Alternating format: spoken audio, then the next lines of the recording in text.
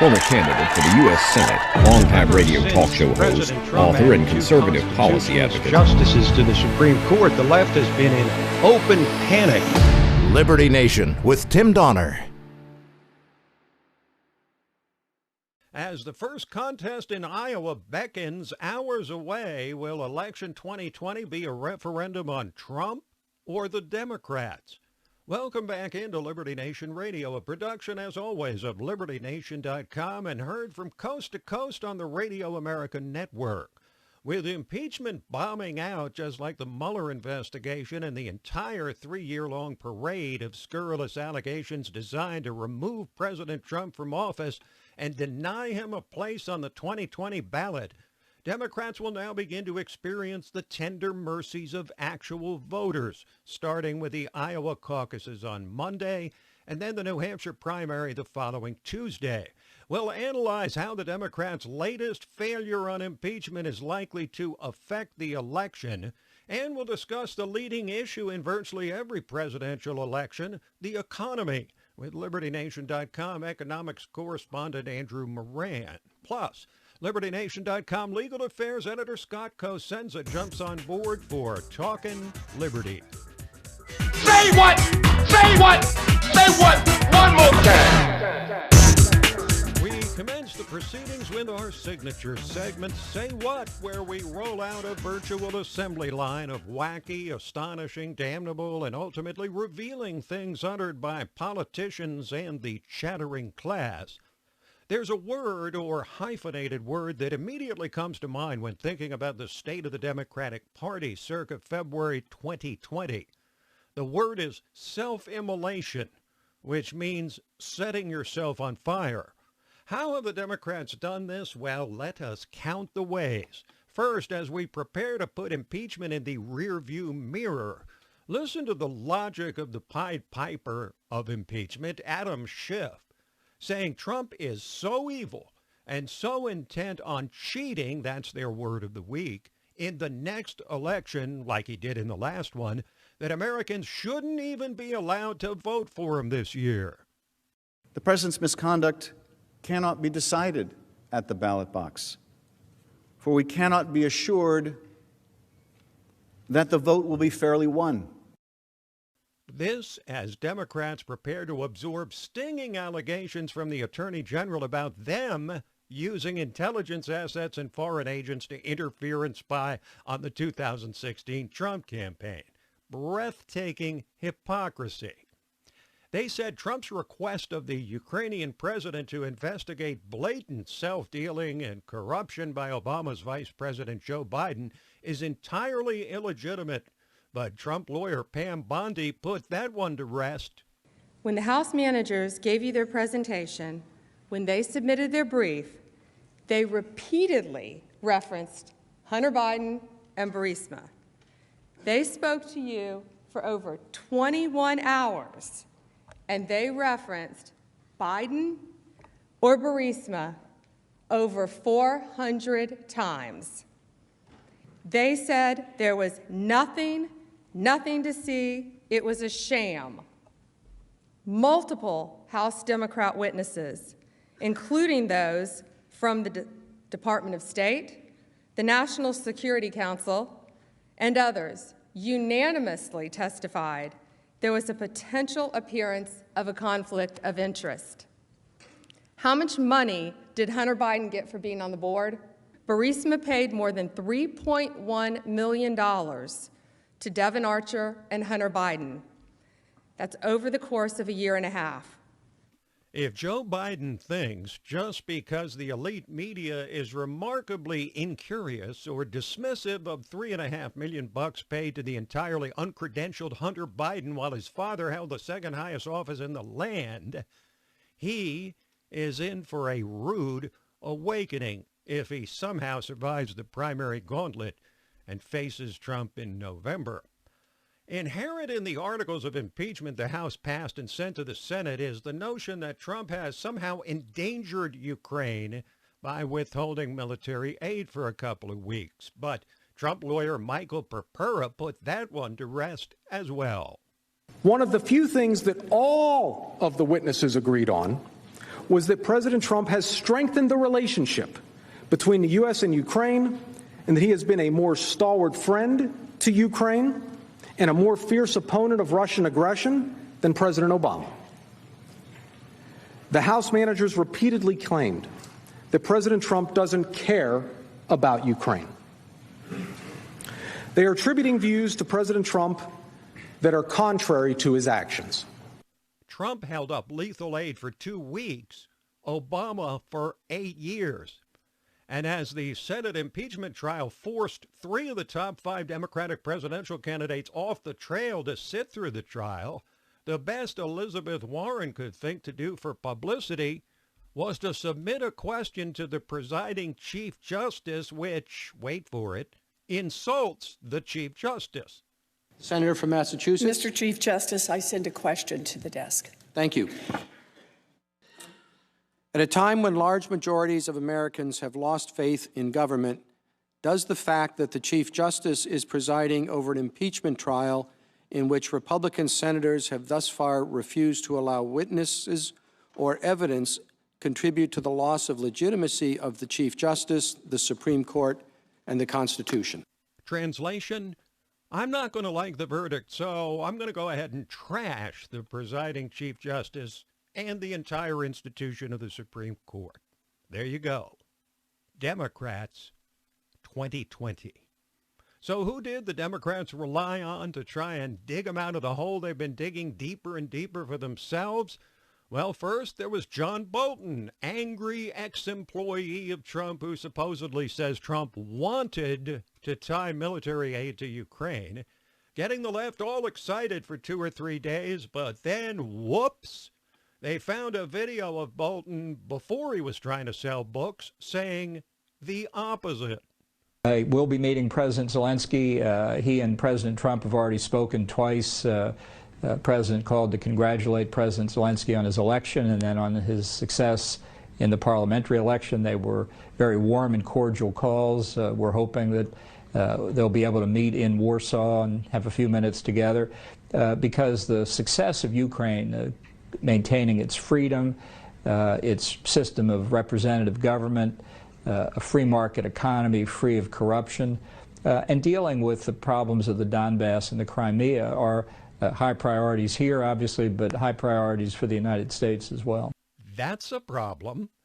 And that video just accelerated the end of things for the Democrats, but not before they tried to cling to another guy, Lev Parnas, fixer for the fixer Rudy Giuliani, now under indictment and evidently looking to limit the damage with new revelations, suddenly changing his testimony, ready to spill the beans on Trump and his gang. Now, to give you an idea of what this guy the Democrats were all excited about is like, listen to Lev Parnas answering a reporter's question.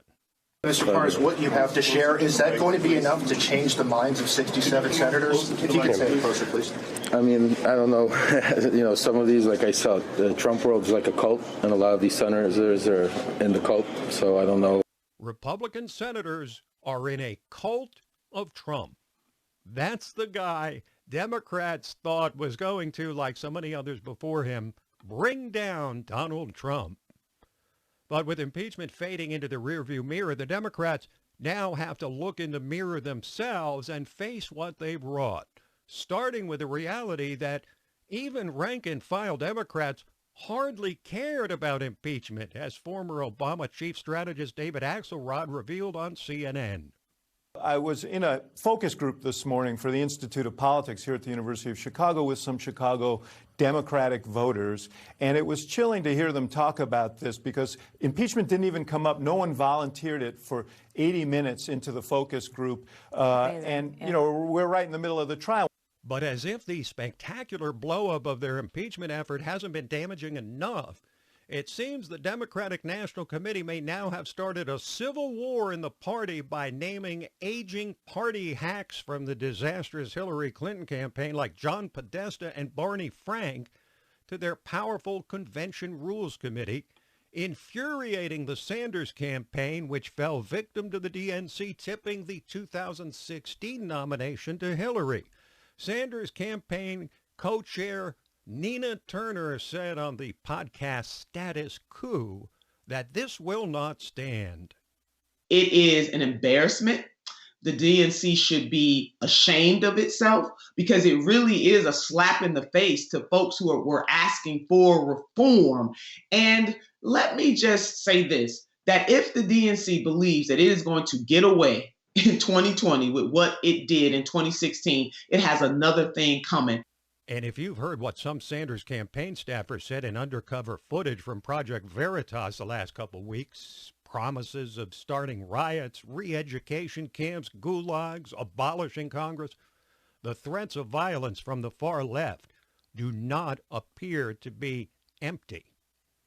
We close with one more manifestation of the Democrats' self-immolation on CNN, of course. A holy trinity of Trump haters. Don Lemon from the broadcast media, Wajat Ali of the New York Times from the print media, and never Trump Republican Rick Wilson slandering those stupid hicks who voted for Trump. Donald Trump couldn't find Ukraine on a map if you had the letter U and a picture of an actual physical crane next to it. He knows that this is, an administration defined by ignorance of the world. And so that's partly him playing to their base and playing to their audience, the credulous boomer Rube demo that backs Donald Trump, that wants to think that Donald Trump's a smart one and y'all elitists are dumb. You elitists with your geography and your maps and your spelling, even though your math and your reading. Yeah, you're reading, your geography, knowing other countries, sipping your latte. All those lines on the map. Boomer Rube demographic. That, my friends, is exactly what the left thinks of people who voted for Trump. Rest assured, the president's campaign will make maximum use of that most revealing footage. Quick break, and then we're back to consider the question with all the problems we just outlined. Is election 2020 a referendum on Trump or the Democrats? Panic. Liberty Nation with Tim Donner. So let's see if we've got this straight. Donald Trump should be forcibly removed from the presidency and denied a place on the 2020 ballot because he attached conditions to hundreds of millions of taxpayer dollars in lethal aid to a nation repeatedly denied that very aid by Trump's predecessor. But wait, that's not all. Trump should be taken down and off the ballot for requesting, though not receiving, an investigation of prima facie self-dealing with a foreign country by the second-ranking member of the previous administration, lining the pockets of his wayward son with millions of dollars, a guy who then fired the person investigating that son's company. But he's now a candidate for president, so we're not allowed to do that. But we're not finished. Trump should be disqualified from seeking re-election. Here's where the logic becomes twisted beyond recognition. Even though he, unlike the Democrats who voted against lethal aid in the Obama years, provided the means for that country to protect itself against slaughter by the very people the left still claims, even after the Mueller investigation, to be Trump's overlords, the Russians. Never mind that Trump has similarly withheld aid from at least 5 other countries. And then, evidently reading Trump's mind and turning their warped opinions into facts, we have the left's ultimate manifestation of projecting their own sins onto Trump with the crowning script flip. Trump must be removed from the ballot because his corrupt intent regarding Ukraine proves that he plans to use foreign actors to interfere in the upcoming election. This, as the Attorney General continues an exhaustive investigation and prepares to release a doubtless blistering report on Democratic interference in the 2016 election. Remember the Russian-produced Steele dossier spying on the Trump campaign, the Struck-Page insurance policy against Trump's election, and all the rest? They shout from the rooftops that Trump represents a constitutional emergency, a dire threat to national security, though never specifying the nature of that threat, and thus must be removed from office immediately. Then they wait 33 days to send their flimsy but urgent articles of impeachment to the Senate, where the Pied Piper of the Trump-hating band, Adam Schiff, offers this insight into mainstream Democratic thinking. We played it for you in the first segment, but I've got to read it for you again. The president's misconduct cannot be decided at the ballot box, for we cannot be assured that the vote will be fairly won. Lest you think all of this is pure lunacy, think again. This is the essential sum of the left's position circa January 2020. Illogical? Of course it is. But these are the preposterous conclusions drawn from minds deformed by unmitigated hatred for a man who's stolen their power and stripped them politically down to the toes. And increasingly, they've turned that hatred on the people who voted for Trump. Now, just because this pattern of blind, banana republic-style resistance has carried on for the entire 36 months of the Trump presidency does not make the behavior any less deeply disturbed. The Democrats put blinders on at about 2 a.m. on November 9, 2016, and have since staked their political fortunes on their own myopic and paralyzing hatred of the winner, blissfully unaware that their universal outrage at all things Trump is not shared by the people who will actually determine the outcome of the 2020 election. Indeed, for all the unprecedented controversy swirling around this 45th president, it may well be that the November election will actually have less to do with reaffirming Trump than with simply disqualifying his opponent. Quick break, and then we're back to analyze the state of the most important single factor in the 2020 elections, as it always is, the economy. Where can you find honest political commentary?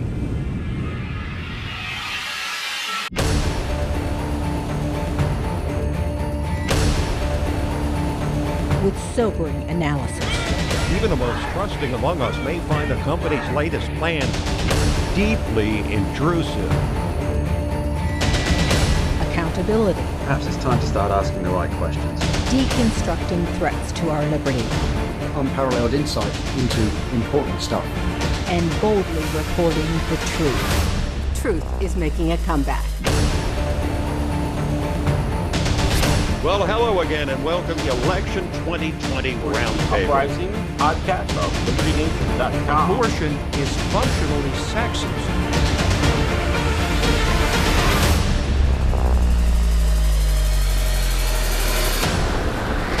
From my cold, dead hand. Subscribe to the LibertyNation.com YouTube channel, where facts matter.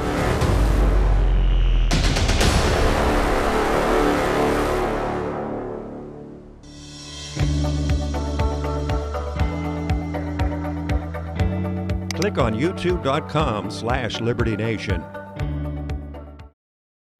Liberty Nation with Tim Donner. There's been one issue which has persisted as uppermost in the minds of American voters for as long as anyone can remember. Except in times of war, the economy has almost always been the number one issue in every presidential election because our quality of life is reflected in how fast the economy is growing, how many jobs are out there, our ability to afford more than just the basics. In the last 100 years, incumbent presidents have been defeated only 3 times, each during a depression or recession, while even an okay economy has assured every other sitting president a second term.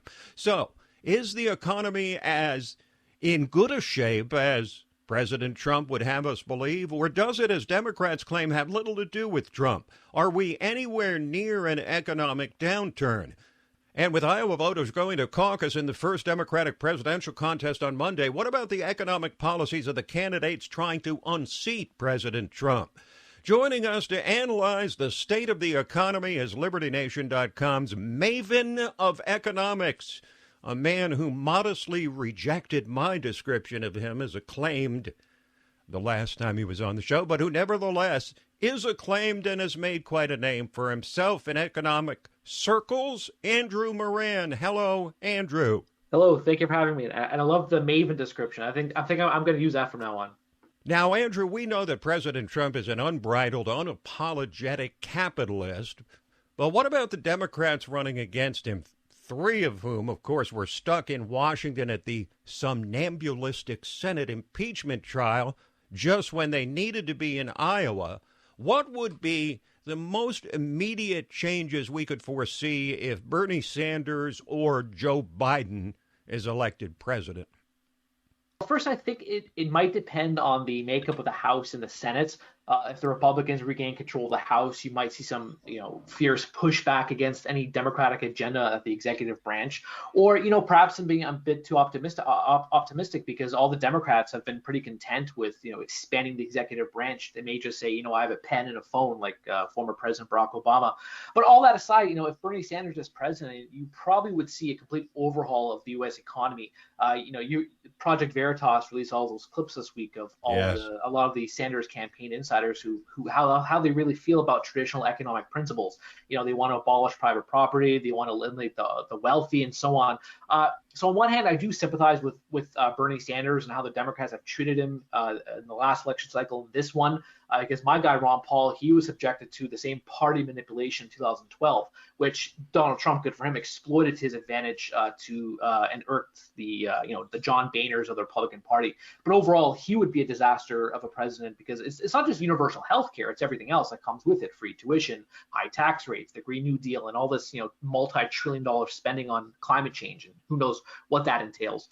With Joe Biden, he even said himself, I think he was speaking to a group of Wall Street investors, and he was saying nothing much would change if he were president.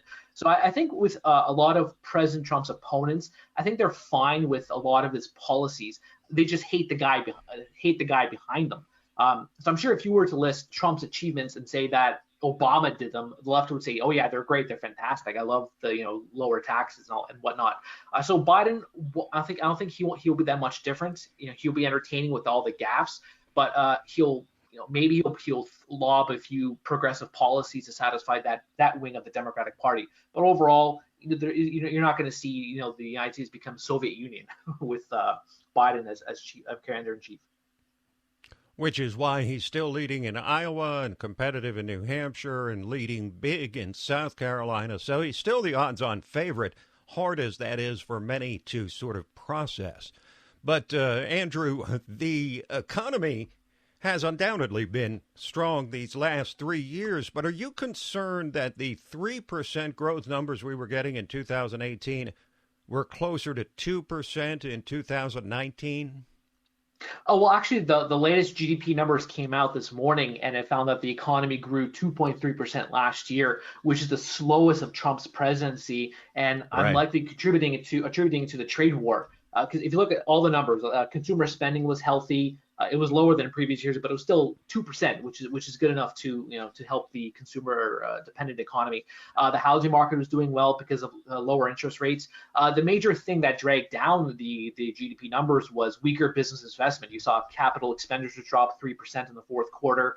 Oil rig spending fell 10%. Inventory growth slumped. So there were a lot of, on the business side, hiccups, and that could be attributed to the tariffs and the overall trade war. So I think if you want to get a better gauge of the economy, and if about business investment, I think the first half of this year will answer if business investment was weak due to the U.S.-China trade war and all the other trade disputes with Canada, Mexico, and the European Union, or if there's something a bit more lying underneath the surface that businesses see that others in the economy do not. Perhaps too much debt is accumulating in these companies, and any little jump in interest rates would crush them. Because you do see that you do see corporate debt skyrocketing. You see corporate bonds growing. And all these companies, good for them. There is a market for it, but eventually that market's going to dry out, and that's going to destroy or really significantly hurt the U.S. economy. So we do finally see the first stage of what will become a more comprehensive China trade deal, assuming that Trump gets reelected. You've got to figure that he can draw the Chinese into several more stages of this trade deal. But the first stage of it is in. To what degree do you think it will mitigate the effects, whatever effects there were, of tariffs on the economy, and the lack of tariffs? To what extent will they boost economic growth, the other metrics here in 2020? The tariffs, most of them are staying intact. I think only one of the tariffs, I think it was on $160 billion worth, was being cut in half from 15 to 7.5%. But the main tariff, the 25% tariff on more than $300 billion in goods, is staying the same. Overall, I think growth in 2020 will be comparable to perhaps this year, maybe be a bit higher, 2.5%, because now you have a bit more trade certainty. But then on the other hand, you have the first quarter numbers, which probably be pretty bearish due to the coronavirus. But overall, you have historically low interest rates. You have a Fed that's willing to accommodate even more. The latest FOMC meeting pretty much stated that if they see any significant weakness ballooning, that they would intervene. You also have the Fed propping up Wall Street with the repo market bailouts. You have consumer confidence, the highest it's been in more than 20 years, meaning that you have more shoppers willing to spend and willing to borrow. And also President Trump and some Republicans hinted that there could be a big tax cut coming. So perhaps you would see an extra 0.5% added to GDP over the next 12 to 18 months. And again, a lot of people, because not a lot of people follow monetary policy, but the effective interest rates usually take about 4 to 6 months to seep into the overall economy. So I think the last rate cut was in September, October. So perhaps maybe next month you would start witnessing an acceleration domestic expansion because the rates are finally starting to kick in. So as I've said before on this program, I do not anticipate a recession this year, even next year. You have, the Federal Reserve money printing, it's continued to accelerate. There was a bit of a pause, but overall it's on an upward trajectory. You have low rates. You have consumer confidence. Business investment could rebound over the coming months because of the phase 1 and phase 2, which perhaps we'll see before the next election. But I'm also I have razor blades on order, because when the next recession happens, it's gonna be hell. It's not gonna be like what she saw in the Depression or the last recession. Taking us to school, as he so often does, Andrew Moran, Economics Correspondent for LibertyNation.com. If you want to learn about economics, read his stuff. Thank you, Andrew. Thank you very much. Liberty Nation with Tim Donner. And now we have reached the portion of Liberty Nation Radio which we entitle Talkin' Liberty. It's when we welcome back in our guardian of individual liberty, LibertyNation.com legal affairs editor, Scott Cosenza. Hello, Scott. Hello, Tim. Thank you. You're very welcome, as always. And we start off with a story about the Department of Justice intervening, as you describe it, dramatically, irrationally, and unconstitutionally, increasing the penalty faced by a black woman accused of slapping Jews. Explain this one through for us. Well, I think it's always important when there are feel-good legislation and prosecutions offered to remember that the rich white guy that they start off with prosecuting, that quickly trickles down, and the victims of over-prosecution, is campaigned against now, by the way, by so many candidates, are often sort of poor black people or, other people that, the sort of champions of the downtrodden would not want to see affected that way. So that's a long introduction, Tim, to go and say, why is this woman being prosecuted as a federal hate crime when she slapped a few people? It's because of the words that she used when she did it. This woman called Tiffany Harris in a Jewish section of Brooklyn called Crown Heights, slapped 3 Jewish women and basically said an unprintable word and insulted them. That was it. She was prosecuted under the state law. The NYPD arrested her and charged her with serious crimes for which she could spend years in prison.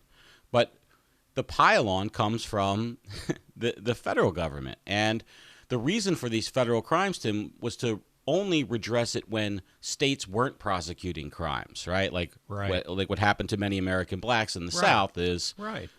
But so this over-criminalization problem that we have, it's happening right now, and it's happening with laws that, unfortunately, so many on the left want to sort of promulgate, which is these hate crime laws. I thought it was only white people that were subject to these laws. Yeah, right. Well, that's exactly the point. They're the ones that are subject to them on the front page of the paper and on the sales brochure for the new criminal penalties. But when the check comes due, it's often not that person who pays the tab. All right, let's move to the Old Dominion, Virginia. And fortunately, this week we're not going to be talking about how the Democrats who run the state are trying to take away people's guns, but instead about the Virginia Supreme Court blocking searches over speeding. Well, Tim, this is, I think, a great story for the ruling itself and troubling for the reason how we got here. It's a Virginia Supreme Court case, Tim, whereby a police officer was ruled to have inappropriately searched a driver's handbag who he pulled over for speeding. This officer, Brian Billings from Petersburg, Virginia, pulled over a woman who was flippant to him and totally disrespectful. And how he handled that disrespect was to physically assault her and then conduct an illegal search. But the police department tried to justify the search because they said that commensurate with the speeding charge, somehow he was allowed to go ahead and search her bag. The Supreme Court threw that out and said it's absolutely not acceptable. And, it's always important, Tim, no matter what charge they add to the vehicle code, the police will try to use it as justification for any arrest. Well, and this is the problem that we've had over time with them seizing property and then keeping the property even though the person who was detained did nothing wrong. Tim, there were headlines this week out of New York that Prince Andrew declined to cooperate with prosecutors' attempts to interview him on the Epstein matter. And I just thought, the headlines were a bit misleading because really they should say that he declined to help them put him in prison for some crime that he committed related to the Epstein matter. Okay, next in line.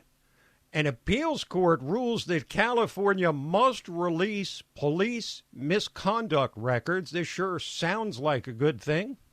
It is a great thing, Tim. One of the major problems that we have, I think, in the relationship between the police and those who are policed is this secrecy over who are the bad cops and who are the good ones. And it retards getting out the bad ones if we don't know who they are. The people of California voted a law in to make sure that they could have access to these records. But the Department of Justice tried to withhold them anyway. Unfortunately, they're so, they get on these teams, right? This mentality of Team Blue. And, of course, that's part of what the law is reacting against. So the San Francisco Superior Court ruled that they have to comply with the law and they have to release these records. And hopefully that will increase transparency and the resulting, behavior change from police officers when they know that their bad behavior, to the extent that it is documented, will be discoverable. I would have loved to hear what Kamala Harris, Attorney General of California, would have had to say about this if she was still in the presidential race. She would abstain, probably, Tim. Yes. She'd say that's a state matter. I'm running for federal office. Yeah, there you go. That's good. Yeah. Are you advising her? Were you advising her campaign? Because no. That's probably exactly the advice she would have gotten. Right. All right, let's talk Facebook because it's all over the place these days. They just paid a $550 million settlement for breaking an Illinois data protection law. And data protection is an issue that's very current with Facebook users. The people who keep track of these things say it's the largest payout for a breach of privacy in U.S. history, Tim, which is why I wanted to bring her to the table. The private companies have the capacity to breach our privacy just like the government does in this digital era. And oftentimes, state law is the best place to go for redress of this, not the federal law. Now, I haven't been able to discover yet, Tim, if the $550 million will all go to like 3 lawyers, and their assistants, or if the people who actually were the victims of it will actually get more than like a coupon for some Facebook game. But right. In any case, they have had to pay it out, and it is, I think, $550 million, even for Facebook, is a significant enough disincentive that hopefully they'll modify their behavior. Well, Do we have any reason to believe that this particular settlement will change their behavior? Have they made any statements about how they're going to go overboard with data protection? Because a lot of people are upset about this. Well, I think more importantly than that, Tim, the stock price took a hit. That was the very latest reporting on this. And if that doesn't motivate them, what else could? Always the green. Always the green, even on the left. Now, Elizabeth Warren, she wants to make it a crime to give out fake information about voting, which means that telling people that they can vote one place or the hours are different or the locations are different than they really are. So what kind of a crime would it be, and what kind of punishment would there be from President Elizabeth Warren? Well, that's exactly right. The actual, months of penalties aren't disclosed, but the very notion that she wants to criminalize speech because of the type and kind of speech that it is, Tim, runs counter to everything, we hold sacrosanct about the First Amendment. It's because of the content of the speech. It's regulated differently. And, we have a situation right now where Elizabeth Warren has said that Bernie Sanders says that a woman couldn't be president of the United States, and he says that's not true. Now, could she be brought up on criminal charges, as some sort of if you really want to say about false information about an election, well, one of those is false, right? Whether he did say it or not. So I think it's just super scary, and a proper mocking, I guess, is the only thing I can think of for somebody who suggests that federal criminal penalties should be applied to speech because it has to do with and surround an election. What else could the founders have wanted to protect more than free speech about an election? Commercial speech about, toothpaste? Right. Absolutely not. Right.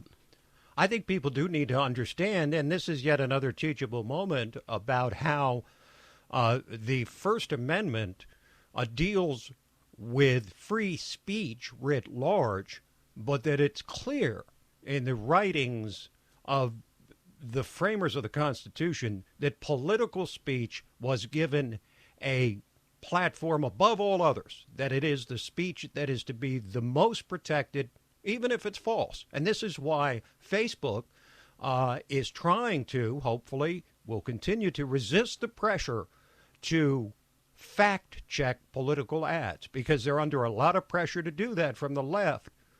Leftists thinking that if they fact-check ads, certainly Donald Trump won't be able to get any of his ads up on Facebook. Because they're going to be the fact-checkers, not because they're wrong. Precisely. Thank you, Scott. Thanks, Tim. This program, Liberty Nation Radio and LibertyNation.com's own podcasts, The Uprising, hosted by Scott, and The Rabbit Hole, Politics and Prose, where past is prologue with Mark Angelides. All of them available on demand at LibertyNation.com and from fine podcast providers everywhere. So that is it for this week, but we'll be back at you next week, same time, same station. Till then, this is Tim Donner saying, stand up for liberty, and we'll see you next time on Liberty Nation Radio.